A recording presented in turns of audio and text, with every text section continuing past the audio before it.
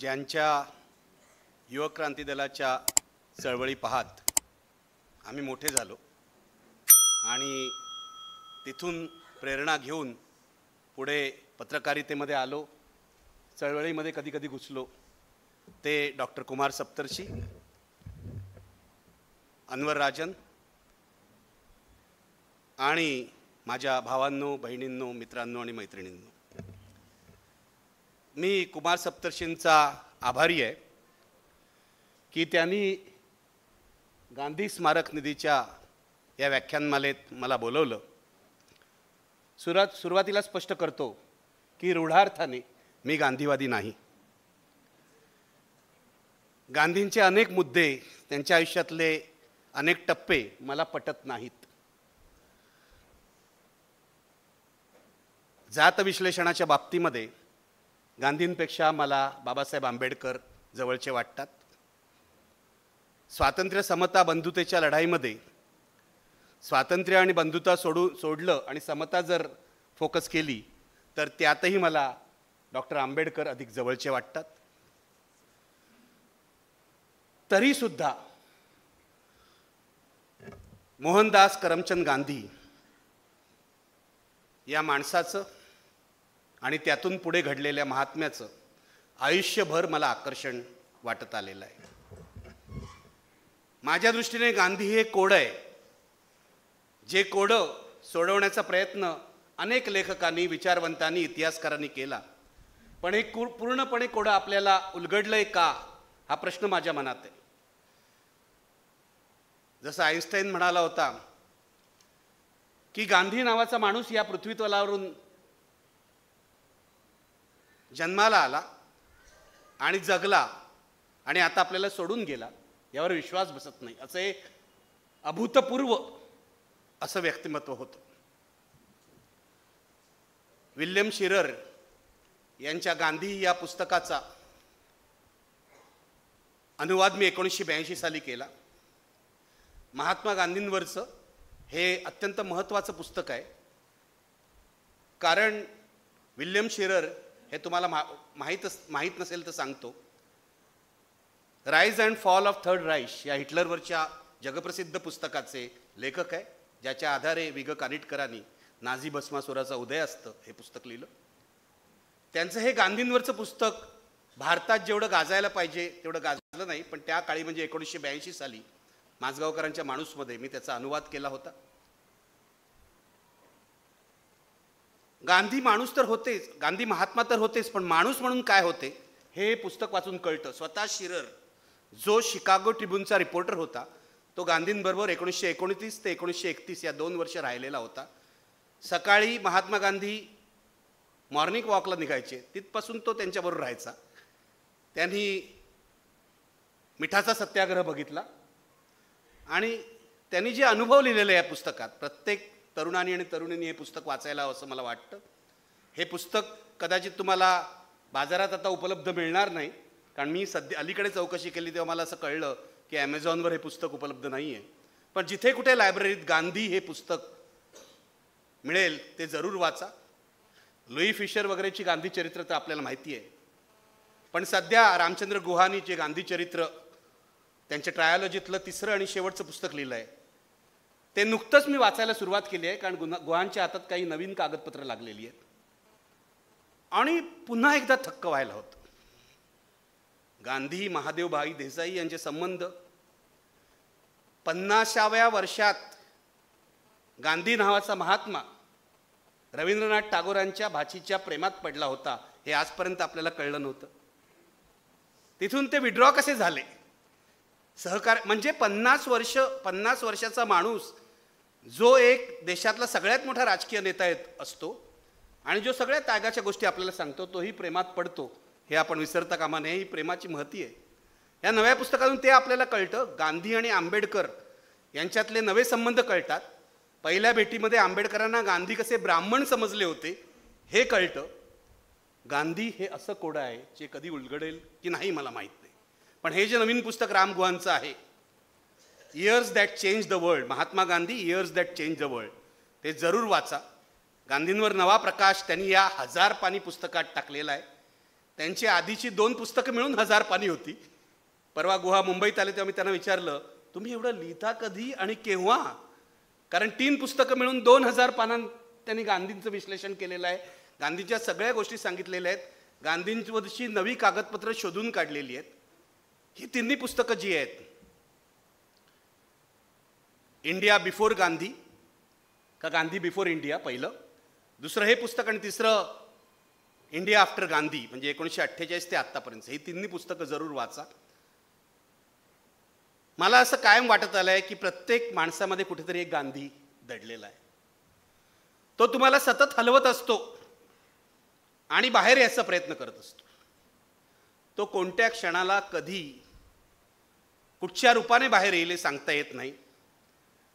पण माझी मूळ विषयाकडे वळण्यापूर्वी तुम्हाला एक विनंती आहे की या 150व्या गांधी जयंतीच्या निमित्ताने आपल्यातल्या गांधीला विसरू नका, त्याला शोधायचा प्रयत्न करा. आणि जर अशा प्रकारे या देशातल्या करोडो माणसांमधला गांधी जर बाहेर निघाला तर पुन्हा एकदा वेगळं जग बघायला मिळेल, या आशेवर मी आजपर्यंत जगतोय, पुढेही जगेन. मला विषयाकडे वळण्यापूर्वी आणखी एका गोष्टीसाठी तुमचं अभिनंदन करायचं आहे. मी सकाळपासून इथे बघतोय, मी पहिल्यांदाच आलो इथे गांधी स्मारक निधीमध्ये. गांधी भक्तीच्या जोखडातून तुम्ही या संस्थेला मुक्त केलं, त्याबद्दल मनपूर्वक आभार. कारण इथे तरुण माणसं दिसत आहेत. मी जे असे तथाकथित गांधीवादी बघितलेले आहेत त्यांच्या संस्थांमध्ये तरुण यायचे कधीच बंद झालेले आहेत. मी तुषार गांधींना अनेक वेळा भेटतो आणि मला लक्षात येतं की हा तुषार गांधी हा माणूस गांधीजींचा पणतू असला तरी तो खूप वेगळा आहे. त्याला नव्या जगाचं भान आहे.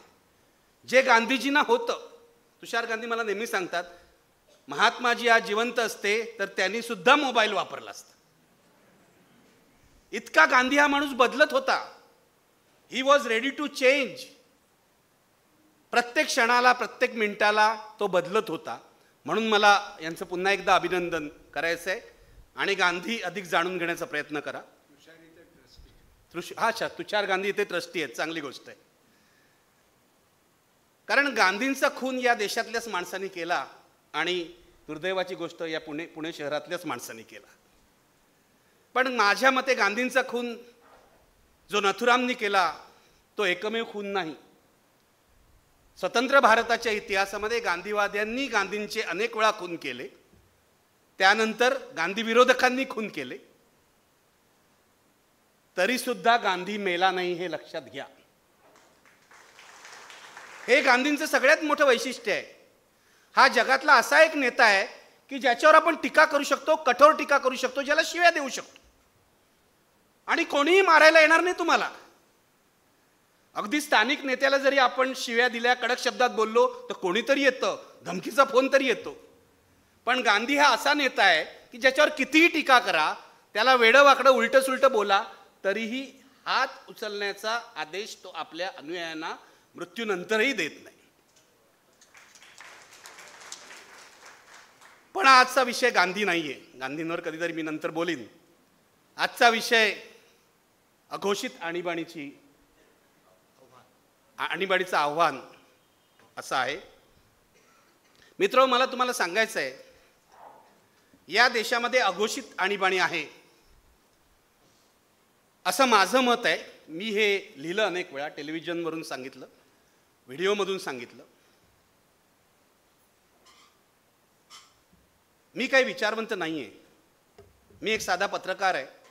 मी समाजामध्ये फिरत असतो. मला ज्या गोष्टी जाणवतात त्या लोकांपुढे मांडतो. मी विचारवंत आहे असा माझा दावा नाही. समाजाची स्पंदनं मी टिपत असतो आणि मला असं दिसतं आजूबाजूला जी परिस्थिती आहे ती अत्यंत अस्वस्थ करणारी आहे. तुमचा श्वास कोंडावा अशी परिस्थिती आहे. एका बाजूला आपण गांधींची जयंती साजरी करतो आणि दुसऱ्या बाजूला लोकांचं नागरी स्वातंत्र्य आणि लोकांचे घटनात्मक अधिकार हिरावून घेण्याचा प्रयत्न करतो. इंदिरा गांधींची आणीबाणी तुमच्यापैकी जे 75च्या पूर्वी जन्माला आले आहेत त्यांना माहिती असेल, पण खूप तरुण मुलं आहे. सुरुवातीला आणीबाणी म्हणजे काय आणि मी ह्याला अघोषित आणीबाणी का म्हणतो हे तुम्हाला सांगेन. तुम्हाला माहिती आहे 26 जून 1975ला या देशात इंदिरा गांधींनी अधिकृतपणे आणीबाणी जाहीर केली. आणीबाणी जाहीर करताना त्यांनी कारण असं दिलं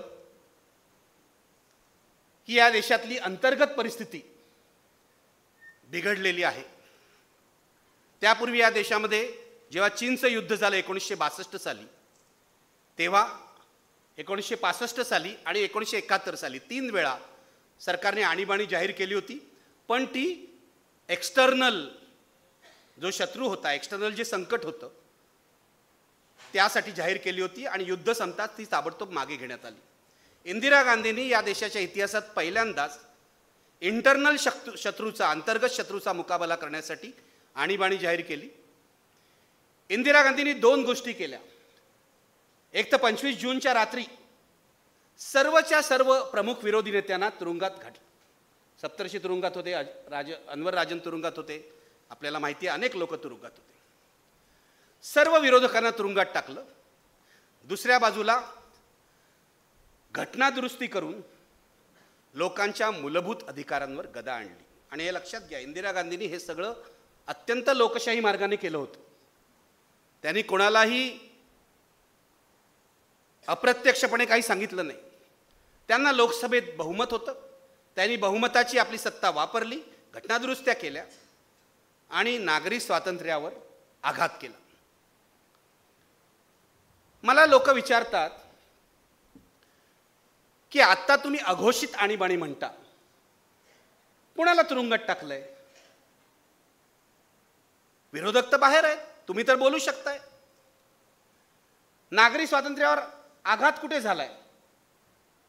कार्यकर्ते तर अजून चळवळी करतायत. माझं असं तुम्हाला सांगणं आहे, इंदिरा गांधींनी ज्या पद्धतीने आणीबाणी आणली त्या पद्धतीने यापुढचा कोणताही राज्यकर्ता आणीबाणी आणणार नाही.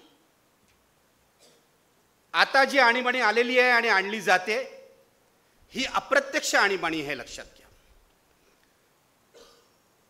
आणीबाणी म्हणजे हुकुमशाही असं जर समीकरण असेल तर या हुकुमशाहीमध्ये लोकशाहीच्या 4ही खांबांवर गदा येते, त्यांच्यावर प्रहार केले जातात, जे आणीबाणीमध्ये इंदिरा गांधींनी केले होते. शासन संस्था असेल, शासन संस्थेमध्ये लोकशाही प्रक्रिया शिल्लक राहत नाही. जो शासन संस्थेचा प्रमुख आहे तोच सगळे निर्णय घेतो आणि जनतेवर आणि आपल्या सहकाऱ्यांवर लादतो.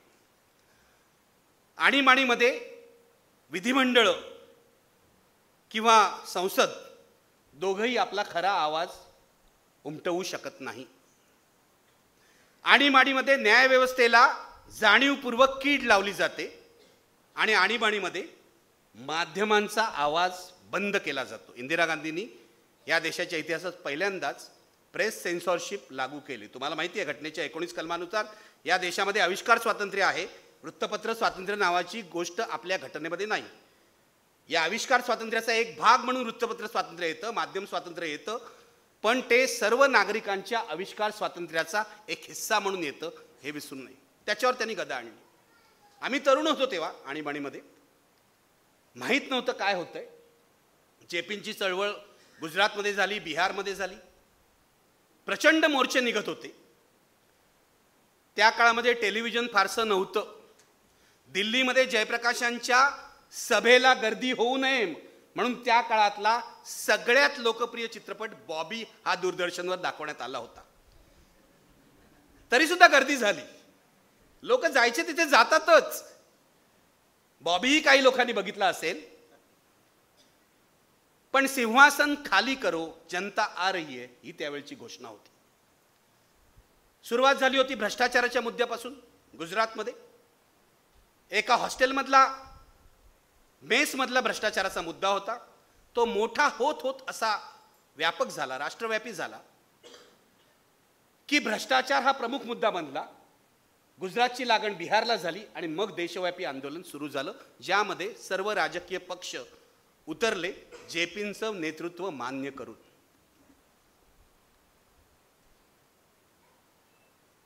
इंदिरा गांधींचे समर्थक, मी नावं घेणार नाही, पण काही ज्येष्ठ पत्रकार आहेत ज्यांच्याविषयी मला आदर आहे, हे सतत महाराष्ट्रात असे सांगत आलेले आहेत की इंदिरा गांधींच्या विरुद्ध आंतरराष्ट्रीय कट झाला.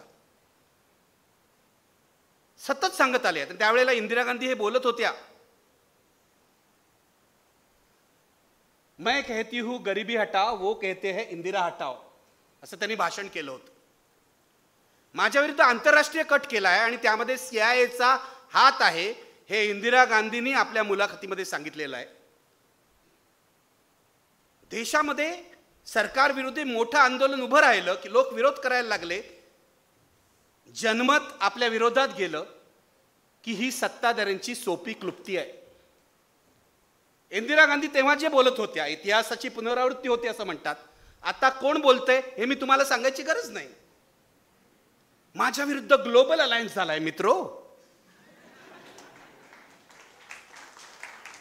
अगदी यांचं मॉडेल तेच आहे. इंदिरा गांधी रंग वेगळा असला, विचारसरणी वेगळी असली, पक्ष वेगळे असले तरी ह्यांचं मॉडेल तेच आहे, एकाधिकारशाही. फरक इतकाच आहे, इंदिरा गांधी या पंडित नेहरूंच्या कन्या होत्या. लहानपणापासून त्यांच्यावर लोकशाहीचा संस्कार झाला होता. चूक केली त्यांनी आणीबाणी लागू करायची, पण ती चूक मान्यही केली. इंटरनॅशनल प्रेस पुढे मान्य केली. भारतातल्या जाहीर सभातूनही त्यांनी 80च्या निवडणुकीच्या आधी मान्य केली. जशी माणसाला मध्ये काहीतरी व्याधी होते तशी इंदिरा गांधींना झालेली ही लोकशाही विरोधाची व्याधी होती असं आपण मानूया. पण सध्याचे पंतप्रधान हे नेहरूंचे नातेवाईक नाहीत. त्यांच्यावर लहानपणापासून जो संस्कार झालेला आहे तो एकचालकानुवर्तित्वाचा आहे, हे लक्षात घ्या. इंदिरा गांधींनी संकटात सापडल्या तेव्हा आणीबाणी लादली. यांना संकटात सापडायची सुद्धा गरज नाहीये. गेल्या 4 वर्षात त्यांनी स्वतःहून संकट निर्माण केलेली आहे आणि या संकटाच्या विरोधात जेव्हा जेव्हा आवाज विरोधकांकडून उठतो, जेव्हा जेव्हा आवाज सामान्य माणसाकडून उठतो, तेव्हा तेव्हा ते अशा गोष्टी करतात की म्हणावं लागतं, अरे हा आपणच निवडून दिलेला पंतप्रधान आहे का? मी तुम्हाला एक एक मुद्दा सांगणार आहे. मी सुरुवात मीडियापासून करतोय कारण मी पत्रकार आहे आणि इंदिरा गांधींच्या आणीबाणीमध्ये सुद्धा पहिला आघात मीडियावर केला. पहिल्यांदा विरोधकांना जेलमध्ये टाकलं आणि मग आघात मीडियावर केला. प्रत्येक वृत्त, तेव्हा टेलिव्हिजन नव्हता, प्रत्येक वृत्तपत्राच्या कार्यालयात एक सरकारी अधिकारी बसायचा. तुम्ही एक लक्षात घ्या, विचार करा. गोविंद तळवळकर त्यावेळी महाराष्ट्रातले मोठे संपादक होते. गोविंद तळवळकरांचा अग्रलेख एक सरकारी अधिकारी तपासतोय. हा विचार करा, किती गमतीदार गोष्ट आहे. काही वृत्तपत्रांनी काळे अग्रलेख छापले, काही लोक वृत्तपत्रांनी ब्लँक ठेवले. परिस्थिती फार सुखावह नव्हती, कारण गोविंद तळवळकरांसारख्या ज्येष्ठ संपादकांनी सुद्धा आणीबाणी विरुद्ध आवाज उठवला नाही. नंतर आणीबाणी उठल्यावर आयुष्यभराची खंत असा त्यांनी लेख लिहिला. आपण त्यांना माफ करूया. म्हणजे मी तुम्हाला हे सांगतोय की आणीबाणीच्या काळामध्ये वृत्तपत्रांनी पहिल्यापासून विरोध केला हे खोटं. बहुसंख्य वृत्तपत्र गप्प बसली होती, बहुसंख्य वृत्तपत्रांनी नांगी टाकली होती. बहुसंख्य वृत्तपत्रांचे मालक इंदिरा गांधींकडे जाऊन लोटांगण घालत होते. 2-4 असतील वृत्तपत्र मोठी. एक्सप्रेस सारखं वृत्तपत्र होतं, स्टेट्समन सारखं वृत्तपत्र होतं जे उभी राहिली. छोटी छोटी अनेक वृत्तपत्र, साधनासारखं साप्ताहिक होतं. अनेक देशामध्ये जेव्हा मोठं असं वादळ येतं, मोठं संकट येतं, तेव्हा छोटी माणसंच लढतात, हे विसरू नका कधी. मोठ्या माणसांना जपायला प्रतिष्ठा असते, मालमत्ता असते, डामडौल असतो. संघर्ष करण्यापूर्वी ते खूप सारासार विचार करतात. छोटा माणूस रस्त्यावर उतरतो आणि वाटेल ती लाठी अंगावर घेतो किंवा गोळी खातो, हे लक्षात घ्या. त्यामुळे हे जे सांगितलं जातं की माध्यमं लढली, अडवाणी बरोबर बोलले. अडवाणी जेलमध्ये होते, तुरुंगातून बाहेर आले, आणीबाणी उठल्यावर, तेव्हा ते बरोबर बोलले. तुम्हाला तर वाकायला सांगितलं होतं, तुम्ही रांगू लागलात. त्यांनी पत्रकारांना सांगितलं, you were asked to bend, you crawled. हे अडवाणींचं प्रसिद्ध वाक्य आहे. मला तुम्हाला एवढंच सांगायचं आहे, आजची परिस्थिती अशी आहे, कोणीही अधिकृतपणे वाकायला सांगितलेलं नाहीये, कोणीही अधिकृतपणे रांगायला सांगितलेलं नाहीये. तरी सुद्धा माध्यमातली बडी बडी माणसं म्हणजे मालक आणि संपादक लोटांगण घालतायत आणि आपला विवेक त्यांनी विकून टाकलेला आहे. मी तुम्हाला एक एक उदाहरण देणार आहे, एक एक उदाहरण देणार आहे. पूर्णपणे विवेक विकून टाकलेला आहे. म्हणजे मी तुम्हाला सांगतो 40 वर्ष झाली मला पत्रकारितेमध्ये, 1978 पासून आजपर्यंत. पण इतकी विषारी, इतकी जहरी, इतकी लज्जास्पद परिस्थिती मी माध्यमांमध्ये कधी पाहिलेली नाही. कोणाही अरे कोणाला घाबरायचं हे तरी ठरवा. तुम्ही मोदींना घाबरणार असाल तर मोदींना घाबरू असं ठरवा. पण तुम्ही फडणवीसचा फोन आला तरी घाबरता. यांना सत्तेचीच भीती वाटायला लागलेली आहे आणि म्हणून तुमच्यापर्यंत सत्य पोचत नाहीये. आपल्या सुदैवाने काही पर्यायी माध्यमं उभी राहिलेत, वायरसाठी, स्कोरसाठी किंवा गाव कनेक्शनसाठी, जिथून आपल्याला सत्य कळतंय. पण ही प्रक्रिया कधी सुरू झाली? तेव्हा आपण झोपलो होतो का? कारण जेव्हा अशा प्रकारे वृत्तपत्रांचा गळा घोटला जातो तेव्हा वृत्तपत्रातले लोक म्हणजे मालक आणि पत्रकार जितके जबाबदार असतात तितकी सामान्य जनता सुद्धा जबाबदार असते. आणि मला हे साम्य आणीबाणी बरोबर दिसतं. सामान्य म्हणजे मध्यमवर्गीय माणसं, मी गरिबाकडून काहीच अपेक्षा करत नाही, त्याला रोजच्या रोजीरोटीची चिंता आहे. पण मध्यमवर्गीय माणसं जी महाराष्ट्र टाइम्स वाचतात, सकाळ वाचतात, लोकसत्ता वाचतात, टाइम्स ऑफ इंडिया वाचतात, देशातला सगळ्यात वाईट पेपर असं माझं मत आहे. तुम्हाला पटत नाही तर सोडून द्या. आणि तरी सुद्धा त्यांना सत्य कळत नाही. बहुसंख्य मध्यम वर्गीय माणसं आणीबाणी हे अनुशासन पर्व आहे आणि त्या बिचारांना विनोबांना बदनाम केलं जातं. विनोबानी आणीबाणी हे अनुशासन पर्व असं म्हटलं नव्हतं. वसंत साठे तेव्हा मंत्री होते इंदिरा गांधीच्या मंत्रिमंडळामध्ये. ते वर्ध्याच्या आश्रमामध्ये विनोबांना भेटायला गेले. विनोबांना त्यांनी सांगितलं आणीबाणीबद्दल तुमचं काय मत आहे. आता ते विनोबा भावे होते, ते सरळ बोलतील किंवा लिहितील अशी काही परिस्थिती नाही. ज्यांनी विनोबांना वाचलंय त्यांना कळेल. त्यांनी अनुशासन पर्व असं लिहिलं आणि प्रश्नचिन्ह काढलं. ही वस्तुस्थिती आहे. प्रश्नचिन्ह काढलं. साठे हुशार, त्यांनी प्रश्नचिन्ह काढूनच टाकलं आणि इंदिरा गांधींना सांगितलं मॅडम अनुशासन पर्व का आहे. सत्याचं असत्य कसं करायचं हे जगभरच्या लाचारांना बरोबर कळतं. सत्तेच्या पुढे जे लाचार असतात ते विनोबा भावेंसारख्या माणसाचं जे विधान आहे ते सुद्धा अशा प्रकारे बदलून टाकतात. मध्यम वर्गाला सुरुवातीला हेच वाटत होतं अनुशासन पर्व आहे. आमचे मुंबईकर म्हणत होते, मला आठवतंय चांगलं, आम्ही तरुण होतो पण मुंबईकर म्हणत होते कशा बसच्या रांगा बघा लागलेत, ट्रेन्स कशा वेळेवर सुरू झालेत. आणि दुर्दैवाची गोष्ट म्हणजे मला डॉक्टर लागूंबद्दल खूप आदर आहे, खूपच आदर आहे. माझ्या आवडत्या लेखक विचारवंतांपैकी ते आहेत किंवा नट आहेत, ते माझे आवडते. पण आणीबाणीच्या सुरुवातीच्या काळात डॉक्टर लागू सुद्धा हे त्यांनी माझ्याच मुलाखतीत सांगितलंय आणीबाणीच्या बाजूचे होते. त्यांना अशी अनेक माणसं आहेत, मी डॉक्टर लागूंचं अशासाठी नाव घेतोय, ते आदरणीय आहेत हे लक्षात घ्या. अशी आदरणीय विचारवंत माणसं सुद्धा इंदिरा गांधी जे करतायत ते बरोबर आहे असं म्हणत होती. हुकुमशाहीच्या प्रेमात पडली होती. नंतर डॉक्टर लागूने असं मला सांगितलं की नंतर हळूहळू 6 महिने गेल्यावर आमच्या लक्षात आलं की हे काय खरं चाललेलं नाही आहे, ही दडपादडपी चाललेली आहे. मग त्यांनी अँटिगनी नावाचं नाटक केलं. दीपा लागू आणि त्यांनी अँटिगनी नावाचं नाटक केलं. मुद्दा असा आहे की आत्ता सुद्धा मध्यम वर्ग झोपलेला आहे, तेव्हा सुद्धा झोपलेला होता. कधी जागा होईल मला माहीत नाही.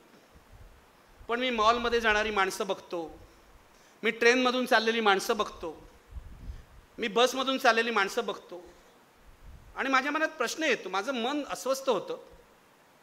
अरे ह्यांना काय माहिती आहे का काय होतंय? ही कधी जागी होणार आहेत? मला या प्रत्येक माणसाला असं घरून गदा गदा हलवावं असं वाटतं जे मी करू शकत नाही. कारण शारीरिक कृती हा माझा व्यवसाय नाही आहे, शाब्दिक कृती हा माझा व्यवसाय आहे. काय चाललंय या देशामध्ये? आणि आज नाही, मी तुम्हाला 2013 मध्ये घेऊन जाणार आहे. लोकांना असं वाटत हे अचानक चाललंय. 2013च्या सप्टेंबर महिन्यात नरेंद्र मोदी नावाच्या गुजरात प्रदेशाच्या मुख्यमंत्र्याला भारतीय जनता पक्षाने आपलं पंतप्रधान पदाचं उमेदवार केलं गोव्यामध्ये. हे तुम्हाला आठवत असेल. आम्हाला असं सांगितलं गेलं की या देशाला स्ट्रॉंग लीडर पाहिजे, मनमोहन सिंग यांच्या तुलनेत स्ट्रॉंग लीडर पाहिजे. आम्हाला असंही सांगितलं गेलं की हे कार्यक्षम आहेत आणि यांची छाती सुद्धा 56 इंचाची आहे. मला तर गेल्या 4 वर्षात काही दिसली नाही, 5 वर्षात, पण असं सांगितलं गेलं. आणि नेहमीच जगभरातली जनता ही अशा स्ट्रॉंग लीडरच्या प्रेमात पडते, कारण त्यांना वाटतं स्ट्रॉंग लीडर जणू काय स्ट्रॉंग टी आहे किंवा स्ट्रॉंग कॉफी आहे, तशी आपली समस्या सगळ्या सोडवून टाकणार आहे, हल करणार आहे तो समस्या. स्ट्रॉंग लीडरनी समस्या सोडवल्या असत्या तर हिटलरला आत्महत्या करून मरावं लागलं नसतं. He was the strongest leader in entire world. स्टॅलिनची अशी दुर्दैवी शोकांतिका झाली नसती. कंबोडियामध्ये पॉल पॉटनी प्रेतांचा खच पाडला नसता आणि मुसोलिनीला भर चौकाट लोकांनी उलट टांगलं नसतं, हे लक्षात. तर हा जो कन्सेप्ट आहे ना, हे मध्यमवर्गाच्या डोक्यात जे खूळ आहे, अनेक वर्ष मी ऐकतोय की लोकशाहीमुळे सगळं झालेलं आहे, आता आपल्याला हुकुमशाही आणि स्ट्रॉंग लीडर पाहिजे. आला ना स्ट्रॉंग लीडर आणि हुकुमशाह, तर तुमचा आवाज तर बंद करेल, पण तुमचे काय काय हाल करेल हे जगाचा इतिहास जरा वाचा. स्वतःचे कपडे घालण्याचं, हवे ते कपडे घालण्याचं, हवे ते अन्न खाण्याचं, हवी ती पुस्तकं वाचण्याचं, हवं ते संगीत ऐकण्याचं, हवं तो सिनेमा बघण्याचं, हवं तो नाटक बघण्याचं, कसलंच स्वातंत्र्य तुम्हाला राहणार नाही. जगभरच्या तथाकथित स्ट्रॉंग लीडरनी हेच केलेलं आहे, लक्षात घ्या. तेव्हा हे जे स्ट्रॉंग लीडरचं आकर्षण होतं आपल्या देशाला, आणि त्याच्यामध्ये काँग्रेस पक्षाच्या सुद्धा अनेक चुका होत्या. 2011 पासून 14 पर्यंत 2G असेल, कोल स्कॅम असेल, अनेक चुका होत्या. आणि मनमोहन सिंग यांच्याविषयी मला आदर आहे. ते एक जगातले अत्यंत उत्कृष्ट असे अर्थशास्त्रज्ञ आहेत. पण माझं असं मत आहे, मनमोहन सिंग त्या काळामध्ये राजकारणी आणि सरकारचे नेते म्हणून कमी पडले. अशा क्रायसिसच्या काळामध्ये, अशा कसोटीच्या काळामध्ये नेत्याला जे करावं लागतं, जो कणखरपणा दाखवावा लागतो, तो दुर्दैवाने मनमोहन सिंग या नामवंत अर्थशास्त्रज्ञाने दाखवलं नाही. आणि मग ही मोदींची लाट आपल्यावर सवार झाली. ही गोष्ट आहे 2013 सप्टेंबर पासूनची. 2013च्या जून महिन्यापासून आम्ही IBN मध्ये मी होतो, CSDS बरोबर सर्व्हेच करत होतो, आणि स्पष्ट दिसत होतं की आता काँग्रेस पक्ष हरणार आहे. कोण नेता होणार आहे हे स्पष्ट झालं नव्हतं जून महिन्यात, तरी सुद्धा मोदींचा क्रमांक वर गेलेला होता. आणि मग कसं आहे, उगवत्या सूर्याचा देश खऱ्या अर्थाने जपान असला तरी भारतातले सुद्धा अनेक लोकांना वाटतं हा उगवत्या सूर्याचा देश आहे. त्यामुळे नरेंद्र मोदी नावाच्या उगवत्या सूर्यापुढे रांग लागली. आणि व्यापारी जे असतात ते सगळ्यात हुशार असतात. त्यामुळे पहिली रांग लावली या देशातल्या बदमाश उद्योगपतींनी, क्रोनी कॅपिटलिस्ट. त्याच्यामध्ये सर्व होते, अडाणी होते, अंबानी होते. अंबानी तर पूर्वी काँग्रेस बरोबर पण होते, तुमचं सरकार होतं तिसऱ्या आघाडीत त्यांच्याबरोबर होते. कधी कधी मला नवलच वाटतं अंबानी या माणसाचं. एक दिवस या देशाचं नाव अंबानी इंडिया होईल का अशी मला कायम भीती वाटते. आणि ते मोदींबरोबर गेल्यात, काय आश्चर्य नाही. मोदींनी आपला नवा पण खेळाडू आणला, अडाणी नावाचा. तुम्हाला माहिती आहे, अडाणी दर विदेश दौऱ्यात त्यांना अडाणी लागतात. असं कुठच्याच पंतप्रधानाच्या बाबतीत घडलेलं नाही. काय करतात काय नाही हे तुम्हाला माहिती आहे आतापर्यंत वाचून, कुठचे कॉन्ट्रॅक्ट त्यांना मिळालेले. देशातल्या उद्योगपतींना असं वाटत होतं आता मनमोहन सिंग काही सरकार सावरू शकत नाही आणि या देशातली अर्थव्यवस्था धोक्यात येणार. असं काही होत नव्हतं. तरीसुद्धा एक भावना निर्माण होते, ती झाली होती. एकदा क्रोनी कॅपिटलिस्ट त्यांच्या बाजूने आल्यावर आणि अशी बातमी पसरली 1500 कोटी रुपये यांना निवडणूक प्रचारासाठी अंबानींनी दिले. त्या काळात आम्ही विचारलं नाही मुकेश अंबानी दिले की अनिल अंबानी दिले. आता राफेलबाबत कळते, कदाचित तो अनिल अंबानी सुद्धा असू शकतो. पण एका पाठोपाठ एक उद्योगपती यांच्याकडे रांगा लावायला लागल्यावर, ज्यांच्या हातात मीडिया होता, आणि मी देशातल्या टाइम्स ऑफ इंडिया हा नंबर 1 ग्रुप असं मानलं, तर मी ज्या देशातल्या नेटवर्क 18 मध्ये काम करत होतो तो आमचा नंबर 2 किंवा 3 इतका मोठा ग्रुप होता, ज्याच्यामध्ये 7-8 चॅनल होती, वेब पोर्टल्स होती. आमचे मॅनेजिंग डायरेक्टर चेअरमन होते राघव बेहल, जे मूलतः चांगले आहेत, पत्रकार होते. ते BBC साठी त्यांनी काम केलेलं आहे, BBC साठी कार्यक्रम केले आहे, अर्थविषयक पत्रकार आहे. 2007 पासून 2014 पर्यंत मी या नेटवर्कमध्ये, एका भांडवलदारी नेटवर्कमध्ये टिकण्याचं कारण राघव बेहल यांनी सर्व संपादकांना दिलेलं स्वातंत्र्य हे लक्षात. जेव्हा 2007 मध्ये मी इथे नोकरीला गेलो तेव्हा मला विचारलं तुम्हाला किती पगार पाहिजे. मी म्हटलं पगाराची मी बोलणीच नाही करणार, तुम्हाला जी योग्य वाटेल तुम्हाला पगार द्या, कमी असेल तरच सांगेन, जास्त असेल तर सांगणार नाही. अट एकच आहे माझी, म्हटलं मला 100% स्वातंत्र्य पाहिजे. आणि 2007 पासून 2013 पर्यंत मला राघव बेहल आणि आमचे नेटवर्कचे संपादक राजदीप सरदेसाई यांनी 100% स्वातंत्र्य दिलं. कारण त्यांना माहिती होतं माझी भूमिका काय. मी संपादक म्हणून आचार्य जावडेकरांचा चाहता आहे आणि आचार्य जावडेकर नवशक्तीचे संपादक होते. त्यांनी कायम सांगून ठेवलेलं आहे की संपादकाला आपलं स्वत्व जर टिकवायचं असेल तर आपला राजीनामा रोज वरच्या खिशात ठेवला पाहिजे. मी टेलिव्हिजनमध्ये गेलो, महानगरमधून गेलो. महानगर मी 18 वर्ष चालवलं आणि मग गेलो. महानगरमध्ये मीच मालक होतो, मीच संपादक होतो, त्यामुळे तो स्वातंत्र्याचा प्रश्न तिथे नव्हता. पण टेलिव्हिजनमध्ये गेल्यावर प्रत्येक दिवशी माझा राजीनामा माझ्या खिशात होता, माझ्या मनात होता की कधी आपल्याला इथून बाहेर जावं लागेल. पण ही राघव बेहल किंवा राजदीप सरदेसाईसारखी माणसं असल्यामुळे मी तिथे 7 वर्ष 8 वर्ष टिकलो, कारण त्यांनी स्वातंत्र्य दिलं. आणि निखिल वागळेला काही अडचण निर्माण करायची नाही हे त्यांनी आमचे अर्धे मालक असलेल्या दरडांना सुद्धा सांगून ठेवलं होतं. त्यामुळे पूर्ण स्वातंत्र्य होतं. 2013 नंतर हे स्वातंत्र्य कमी व्हायला लागलं. आणि हे मी माझ्या उदाहरणांनी अशासाठी सांगतोय, हे सर्वत्र होत होतं.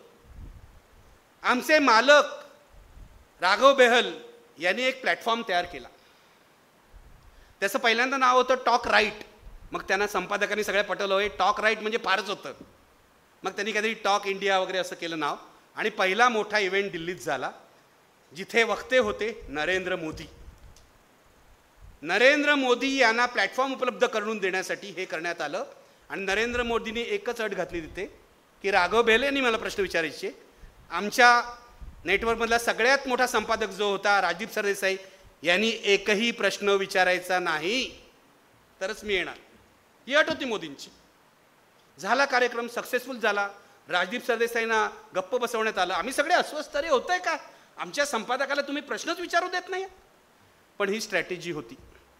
जे आम्ही केलं तेच इंडिया टुडेनी केलं, तेच तिथे जागरणनी केलं, तेच भास्करनी केलं, तेच हळूहळू टाइम्स ऑफ इंडिया करायला लागलं.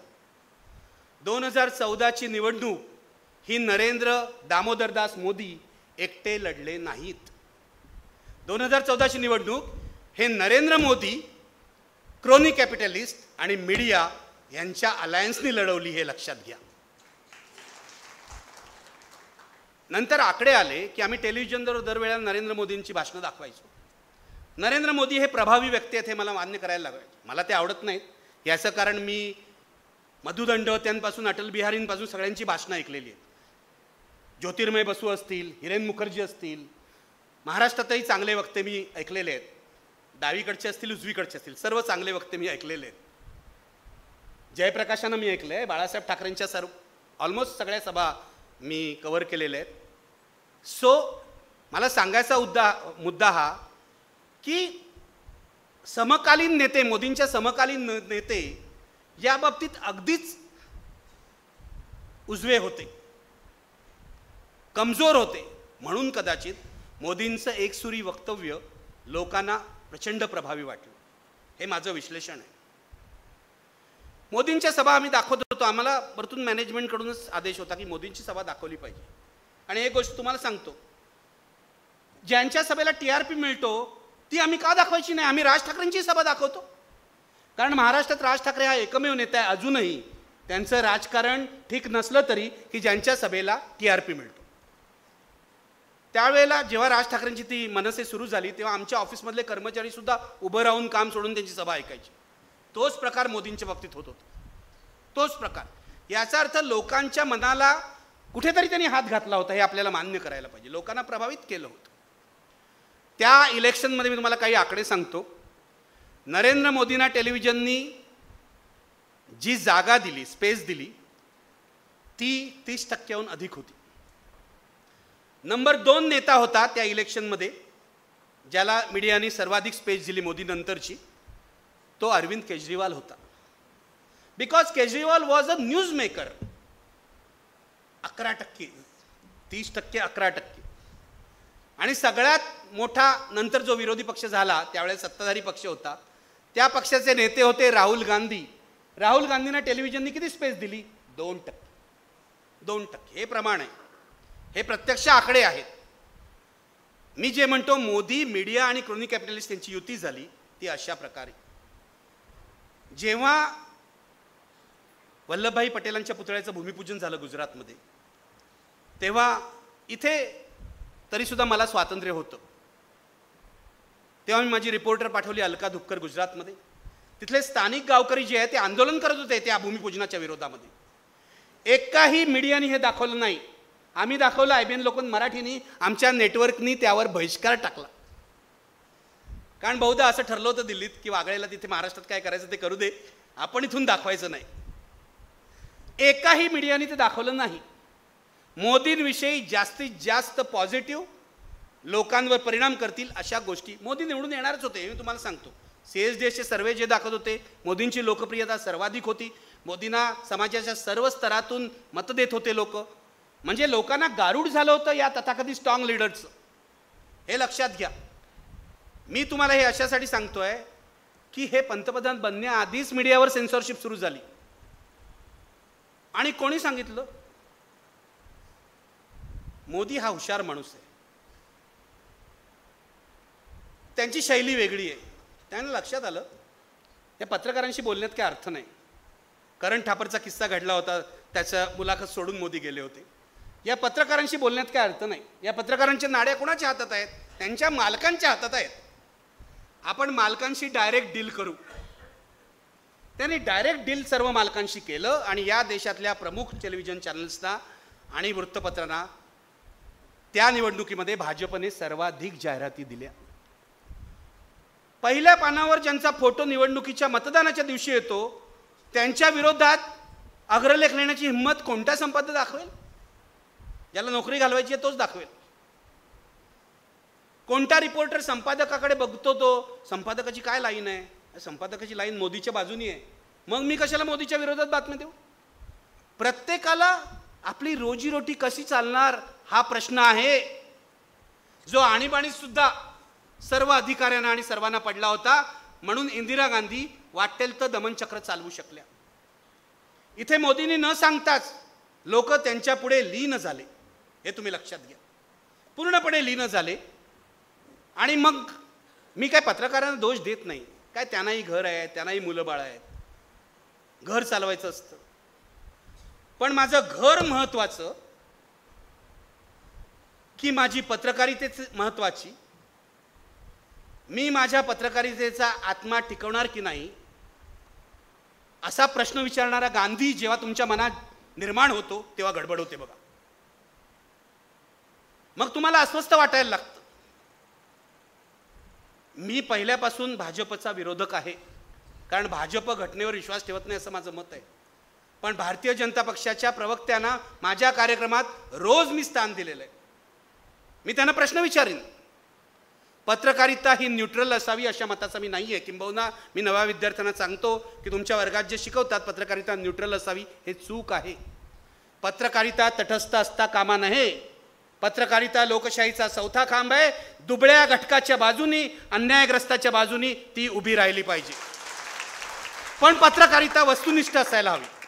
विधानाचा अर्धा भाग आहे, journalism has to be objective. Journalism should not be neutral. तेव्हा वस्तुनिष्ठ असायला हवी. फॅक्टच्या बाबतीत आम्ही गडबड नाही करता कामा, हे तुम्ही लक्षात घ्या. तेव्हा हे प्रश्न जेव्हा तुमच्या मनात निर्माण होतात, अरे मोदींना इतकी आपण जागा देतो, विरोधी पक्षांना देत नाही, शरद पवारांची सभा आपण दाखवत नाही, आता दाखवली तरी लोक पाहत नाहीत, ही गोष्ट वेगळी. पण आम्ही कर्तव्य करायला पाहिजे की नाही? त्यांची पण सभा दाखवायची किंवा राहुल गांधीची सभा दाखवायची. लोक मोदींनाच पाहत होते हे खरं आहे, पण आम्ही लोटांगण का घातलं? आणि मग 2014ला 26 मेला त्यांनी पंतप्रधानपदाची शपथ घेतली आणि ठरलेलं होतं. मी तुम्हाला सांगतो, मला माझ्या मॅनेजिंग डायरेक्टरनी 7 वर्षात कधी मेल पाठवली नाही. ती फेब्रुवारी 2014ला पाठवली मला आणि आमच्या एक संपादक आहेत, सिनियर एडिटर सागरिका घोष यांना, की तुम्ही मोदींविरुद्ध किंवा संघाविरुद्ध लिहिताना सावधगिरी बाळगा. For the first time in my life, पहिल्यांदा आयुष्यामध्ये मला अधिकृतपणे माझ्या मॅनेजिंग एडिटरची अशी मेल आली. आम्ही राजीनामा द्यायची त्या तयारीत होतो, म्हणजे देऊच केला होता. माझं डोकं तर फिरलंच होतं त्या दिवशी. संध्याकाळी मेल आली, मी माझा आजचा सवाल केला आणि रात्री राजदीप सरदेसाईने फोन केला की Rajdeep, I am going to quit, मी राजीनामा देतोय. मला राजदीप सरदेसाई म्हणाले, तुझं चाललं काय? सागरिकाला पण मेल आली आहे, ती पण म्हणते मी राजीनामा देणार. असं निवडणुकीच्या तोंडावर तुम्ही सगळ्यांनी राजीनामा दिला तर आपण काय करायचं? राजदीप सरदेसाईंनी त्यांची भूमिका थोडीशी नेहमीच अशी बॅलन्स म्हणा किंवा शांत म्हणा अशी असते. त्यांनी आम्हाला म्हटलं, आपण एक करूया, आपण निवडणुकीपर्यंत थांबूया, निवडणुकीनंतर सर्व राजीनामे देऊया. कारण ॲज इट इज आमचं नेटवर्क अंबानी ताब्यात घेणार वगैरे तोपर्यंत बातम्या सुरू झाल्या होत्या आणि ते घेतलं त्यांनी निवडणुकीनंतर इमिजिएटली. माझा मुद्दा असा आहे, आम्ही राजीनामा दिला, पण आम्ही राजीनामा देणारे एकमेव होतो का? तिथे सिद्धार्थ वरदराजन यांनी सुद्धा हिंदूमध्ये राजीनामा दिला. कारण मोदींच्या सभेला काय स्थान द्यावं यातून त्यांचा मतभेद झाला. पी साईनाथ यांना सुद्धा हिंदूंची एवढी जुनी नोकरी सोडावी लागली. किती लोकांच्या त्या काळात नोकऱ्या गेल्या याचा जर हिशोब काढला तर जे मोदी विरोधी पत्रकार होते त्यांच्या नोकरीवर गदा आली, त्यांना राजीनामा द्यावा लागला. मी कधी कधी म्हणतो बरंच झालं. याचं कारण ह्या वातावरणात काम करणं म्हणजे रोज स्वतःला ताप करून घेणं आहे हो. अत्यंत घाणेरडं वातावरण. जेव्हा मालकाचे फोन येतात, संपादकाचा इतका मोठा अपमान नाही. मी आजपर्यंत कोणत्याही राजकारणाच्या फोनला भीक घातलेलं नाही. मी तुम्हाला सांगतो, छगन भुजबळ यांचा भ्रष्टाचार आम्ही दाखवत होतो तेव्हा तो समीर भुजबळ फाईल घेऊन दिल्लीपर्यंत गेला. त्याला वाटलं माझं हायकमांड दिल्लीत बसतं. मला दिल्लीहून फोन आला, अरे तो आपलं समीर भुजबळ इथे आलाय. मी म्हटलं 3 दिवस मी त्याला बोलवतोय, तुझ्यावरच्या आरोपांची उत्तरं दे सांगतोय, तो तिथे काय घेऊन आलाय? तो फाईल घेऊन आलाय. मी म्हटलं त्याला इथे पाठवा फाईल घेऊन. तो मला कधी भेटला नाही, मग तुरुंगातच गेला. मुद्दा असा आहे, प्रत्येक संपादकाला अपमान वाटतो असे फोन आले की. मालकाचा फोन येणं, राजकारण्यांचे फोन येणं. आमची चूक असेल तर आम्हाला जरूर सांगा, आम्ही सुधारू. पण अरे ती बातमी तुम्ही किल करा, ही बातमी दाखवूच नका. हा फोन कधीही मला शिवसेना प्रमुख बाळासाहेब ठाकरेंनी सुद्धा केला नाही.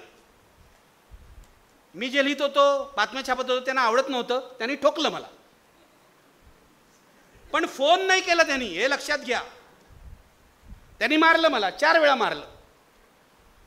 हा अपमान व्हायला लागला 2013 पासून आजपर्यंत. फोन यायला लागले. ह्यांचं सरकार आल्यावर पहिला फोन आला विजय दर्डांचा, अरे बाबा आता सरकार बदललंय. मालक म्हणजे कधी कशी टोपी, त्यांची बॉल बेरिंगची टोपी असते असं माझं म्हणणं आहे. आता विजय दर्डा तर काँग्रेसचे खासदार, त्यांनी फोन केला, रे आता सरकार बदललंय, जरा लक्षात घे. सरकार तुम्हाला सांगतच नव्हतं. तुम्ही आधीच मोदींच्या 56 इंचाच्या छातीला घाबरून लोटांगण घातलं. अत्यंत डरपोक. म्हणजे एक तरी रामनाथ गोयंका असायला हवा होता आजच्या काळात, एक तरी. त्यांचे तुमचे कितीही मतभेद असो, पण त्यांच्या जिगरीला दाद द्यायला पाहिजे. हे सर्वत्र सुरू झालं, हे सर्वत्र. आणि मी हे जबाबदारीने अनेक ठिकाणी बोललोय, आजही पुन्हा बोलतो. 2014-26 मे नंतर मराठी चॅनलच्या ज्या संपादकांच्या नेमणुका झाल्या त्या भाजप नेत्यांच्या आदेशावरून झाल्या. मला नाव घेऊन नवे वाद निर्माण करायचे नाहीत, पण नावंसुद्धा माझ्याकडे आहेत आणि तुम्हाला ती माहिती आहेत, त्यामुळे मला उगाच आणखीन भानगडीत पडायला सांगू नका. 2014 नंतर देशामध्ये प्रमुख वृत्तपत्रांचे जे संपादक बदलले गेले ते सुद्धा यांच्या आदेशामुळे बदलले गेले. बॉबी घोष नावाचा संपादक होता हिंदुस्तान टाइम्सचा, एसटीचा. तो अमेरिकेहून आला होता. त्याला शोभना भारतीय ज्या मॅनेजिंग डिरेक्टर यांनी बोलवून घेतला होता. अत्यंत टॅलेंटेड जर्नलिस्ट आहे अमेरिकेमध्ये, इंडियन त्याचं मूळ आहे, NRI आहे. त्याला बोलवून घेतला होता. त्यांनी देशामध्ये पसरलेल्या विषारी वातावरणाविरुद्ध हेड सिरीज चालू केली. त्याला राजीनामा द्यावा लागला. EPW मध्ये अडाणीच्या भ्रष्टाचाराविरोधात स्टोरी छापली, परंजय गुहा ठाकूर त्यांना राजीनामा द्यावा लागला. किती